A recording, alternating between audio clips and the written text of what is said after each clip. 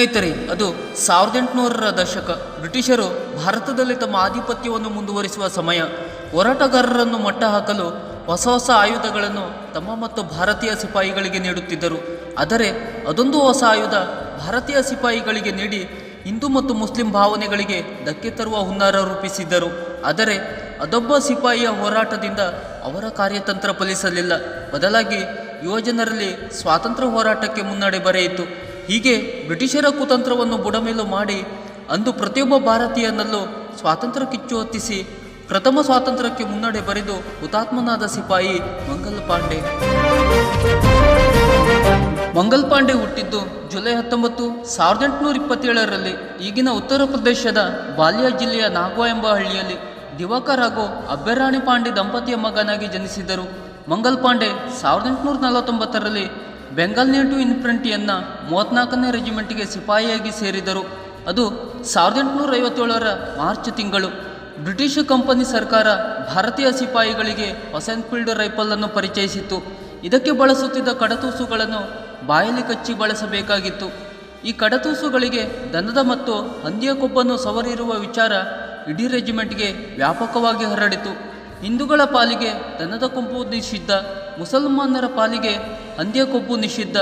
ಇವೆರಡನ್ನು ಬಳಸಿ ಏಕಕಾಲಕ್ಕೆ ಎರಡೂ ಧರ್ಮದವರನ್ನು ಧರ್ಮಭ್ರಷ್ಟಗೊಳಿಸಿ ನಿಶಕ್ತೀಕರಣಗೊಳಿಸುವುದು ಬ್ರಿಟಿಷರ ಹುನ್ನಾರವಾಗಿತ್ತು.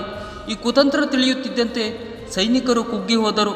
ಇಷ್ಟು ವರ್ಷ ಬ್ರಿಟಿಷರಿಗೆ ನಿಷ್ಠರಾಗಿ ತಮ್ಮ ಬಂಧು ಬಾಂಧವರ ಮೇಲೆ ಗುಂಡು ಹಾರಿಸಿದ ಸೈನಿಕರು ಈಗ ಕಂಪನಿ ಸರ್ಕಾರದ ವಿರುದ್ಧ ತಿರುಗಿ ಬಿದ್ದಿದ್ದರು. ಪ್ರಾಣ ಕೊಟ್ಟೆವು, ಆದರೆ ಕಡತೂಸು ಮುಟ್ಟೆವು ಎನ್ನುವ ಘೋಷಣೆ ರೆಜಿಮೆಂಟ್ನಲ್ಲಿ ಮೊಳಗಿತು.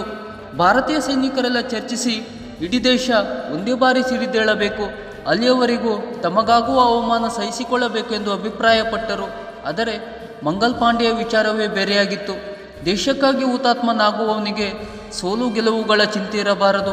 ಅವುಗಳನ್ನು ಯೋಚಿಸುತ್ತಾ ಕೂರುವವನು ವೀರನಲ್ಲ, ಅವನೊಬ್ಬ ಸಮಯ ಸಾಧಕ.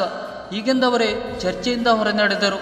ಮರುದಿನ ಮಂಗಲ್ ಪಾಂಡೆ ಬೆಳಿಗ್ಗೆ ಎದ್ದವರೇ ಮೈದಾನದ ಕಡೆ ನಡೆದರು ಮತ್ತು ಬ್ರಿಟಿಷರ ವಿರುದ್ಧ ರೋಷಾವೇಶದಿಂದ ಘೋಷಣೆ ಕೂಗುತ್ತಾ ಉಳಿದ ಸೈನಿಕರನ್ನು ಹುರಿದುಂಬಿಸಲು ಆರಂಭಿಸಿದರು. ಇದನ್ನು ಕಂಡ ಬ್ರಿಟಿಷ್ ಅಧಿಕಾರಿ ಮೇಜರ್ ಸರ್ಜೆಂಟ್ ವ್ಯೂಸನ್ ಅರೆಸ್ಟ್ ಪಾಂಡೆ ಎಂದು ಆದೇಶಿಸಿದ. ಆದರೆ ಈ ಬಾರಿ ಯಾರೂ ಮುಂದೆ ಬರಲಿಲ್ಲ. ಬದಲಾಗಿ ಮಂಗಲ್ ಪಾಂಡೆಯೇ ವ್ಯೂಸನ್ಗೆ ಹತ್ತಿರದಿಂದಲೇ ಗುಂಡು ಹಾರಿಸಿದ.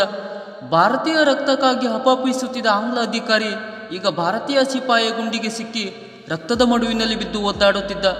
ಅಷ್ಟರಲ್ಲೇ ಇಲ್ಲಿಗೆ ಬಂದ ಕರ್ನಲ್ ವಿಲ್ಲರ್ ಪಾಂಡೆಯನ್ನು ಬಂಧಿಸುವಂತೆ ಆದೇಶ ನೀಡಿದ.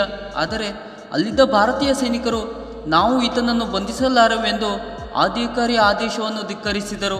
ಭಾರತೀಯ ಸಿಪಾಯಿಗಳು ತೋರಿದ ದಿಟ್ಟ ಪ್ರತ್ಯುತ್ತರಕ್ಕೆ ಹೆದರಿದ ವೀಲರ್ ಅಲ್ಲಿಂದ ಕಾಲ್ಕಿತ್ತಿದ. ಭಾರತ ಮಾತೆಯ ದಾಸ್ಯ ವಿಮೋಚನೆಯ ಮೊದಲ ಗೆಲುವಿನಲ್ಲಿ ಪಾಂಡೆ ತನ್ನ ಗೆಳೆಯರನ್ನೆಲ್ಲ ಸೇರಿಸಿ ಮೈದಾನದ ತುಂಬ ಓಡಾಡಿ ಕುಣಿಯತೊಡಗಿದರು. ಸ್ನೇಹಿತರೆ, ಅಂದು ಮಂಗಲ್ ಪಾಂಡೆ ಮತ್ತು ಅಲ್ಲಿದ್ದ ಸಿಪಾಯಿಗಳು ಆಂಗ್ಲರ ವಿರುದ್ಧ ಸಿಡಿದೇಳಿದ ಹಾಗೆ ಉಳಿದ ಭಾರತೀಯರು ಹಾಗೂ ಸಿಪಾಯಿಗಳು ಕೂಡ ಗರ್ಜಿಸಿದರೆ ಬಹುಶಃ ಬ್ರಿಟಿಷರು ಅಂದೇ ಭಾರತವನ್ನು ಬಿಟ್ಟು ಓಡಬೇಕಾಗಿತ್ತು. ಮಂಗಲ್ ಪಾಂಡೆ ನಂತರ ಕೆಲವೊಂದು ಕಡೆ ಬ್ರಿಟಿಷರ ವಿರುದ್ಧ ದಂಗೆ ಆರಂಭವಾದರೂ ಬ್ರಿಟಿಷರು ಅದನ್ನು ಅಡಗಿಸಲು ಸಫಲರಾದರು. ಮುಂದೆ ಹೆದರಿ ಓಡಿದ ವಿಲ್ಲರ್ ಬ್ರಿಟಿಷ್ ಸೇನೆಯನ್ನು ಕಟ್ಟಿಕೊಂಡು ಸ್ಥಳಕ್ಕೆ ಧಾವಿಸಿದ. ಸ್ವಾತಂತ್ರ್ಯದ ಕಿಚ್ಚು ಹಚ್ಚಿಸಿ ಸ್ವಾತಂತ್ರ್ಯದ ರುಚಿ ಅನುಭವಿಸಿದ ಪಾಂಡೆಗೆ ಮತ್ತೆ ಬ್ರಿಟಿಷರ ದಾಸನಾಗಲು ಇಷ್ಟವಿರಲಿಲ್ಲ.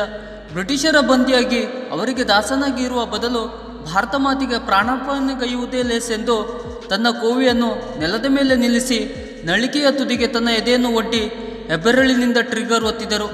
ಗುಂಡು ಮಂಗಲ್ ಪಾಂಡೆಯ ಎದೆಯನ್ನು ಸೀಳಿತು. ಅಂಗಾತ ನೆಲದ ಮೇಲೆ ಬಿದ್ದ ಪಾಂಡೆಯನ್ನು ಆಸ್ಪತ್ರೆಗೆ ಸೇರಿಸಿ ಹಗಲು ರಾತ್ರಿ ಚಿಕಿತ್ಸೆ ನೀಡಿ ಉಳಿಸಿದರು. ಅವರನ್ನು ಉಳಿಸಿದ್ದು ಅವರ ಮೇಲಿನ ಕರುಣೆಯಿಂದಲ್ಲ, ಬದಲಾಗಿ ಆತನ ಸಹವರ್ತಿಗಳ ಹೆಸರು ತಿಳಿದು ಅವರನ್ನು ನೇಣಿಗೇರಿಸಿ ಕೊಲ್ಲಲು. ನಂತರ ಪೊಲೀಸರು ಮಂಗಲ್ ಪಾಂಡೆಯನ್ನು ಮನಬಂದಂತೆ ಹೊಡೆದರು. ಆದರೆ ಆ ಸ್ವಾತಂತ್ರ್ಯ ಪ್ರೇಮಿಯ ಹೋರಾಟಗಾರರಿಂದ ಬ್ರಿಟಿಷರಿಗೆ ಯಾರೊಬ್ಬರ ಹೆಸರು ತಿಳಿದುಕೊಳ್ಳಲಾಗಲಿಲ್ಲ. ಪಾಂಡೆಯನ್ನು ನ್ಯಾಯಾಲಯದಲ್ಲಿ ಹಾಜರುಪಡಿಸಿ ಮಾತನಾಡಲು ಅವಕಾಶ ಕೊಡದೆ ನೇರವಾಗಿ ಗಲ್ಲು ಶಿಕ್ಷೆಗೆ ಗುರಿಪಡಿಸಲಾಯಿತು. 1857ರ ಏಪ್ರಿಲ್ 8ರಂದು ನೇಣುಗೆ ಹಾಕುವ ತೀರ್ಮಾನ ಮಾಡಲಾಯಿತು. ಆದರೆ ಅಂದು ಯಾವೊಬ್ಬ ಕಟುಕನು ಪಾಂಡೆಯನ್ನು ನೇಣಿಗೇರಿಸಲು ಮುಂದೆ ಬರಲಿಲ್ಲ. ಅಷ್ಟರ ಮಟ್ಟಿಗೆ ಪಾಂಡೆ ಜನರ ಮನಸ್ಸಿನಲ್ಲಿ ನೆಲೆಸಿದ್ದ. ನಂತರ ಬ್ರಿಟಿಷರು ಕಲ್ಕತ್ತಾದಿಂದ ಕಟುಕರನ್ನು ಕರೆಯಿಸಿ ಆ ದಿನವೇ ಆತನನ್ನು ನೇಣು ಕುಣಿಕೆಗೆ ಹಾಕಿದರು. ನೇಣು ಕುಣಿಕೆಗೆ ಕೊರಳೊಡ್ಡಿದ್ದ ಪಾಂಡೆಯ ಜೀವ ಅರೆಕ್ಷಣದಲ್ಲಿ ಹೋಗಿತ್ತು. ಯುವಜನರಲ್ಲಿ ಸ್ವಾತಂತ್ರ್ಯದ ಚಿಂತನೆಯ ಬೀಜ ಬಿತ್ತಿದ ಸಿಪಾಯಿ ಪಾಂಡೆ ಮರೆಯಾಗಿದ್ದ. ಅದು ಮುಂದೆ ಯುವಜನರಲ್ಲಿ ಸ್ವಾತಂತ್ರ್ಯ ಹೋರಾಟಕ್ಕೆ ಮುನ್ನಡೆ ಬರೆಯಿತು. ಈ ವಿಡಿಯೋದ ಅನಿಸಿಕೆ ಅಭಿಪ್ರಾಯಗಳನ್ನು ಕಮೆಂಟ್ ಬಾಕ್ಸ್ನಲ್ಲಿ ನಮಗೆ ತಿಳಿಸಿ ಹಾಗೂ ನಮ್ಮ ಚಾನಲನ್ನು ಸಬ್ಸ್ಕ್ರೈಬ್ ಮಾಡಿ ನಮ್ಮನ್ನು ಬೆಂಬಲಿಸಿ.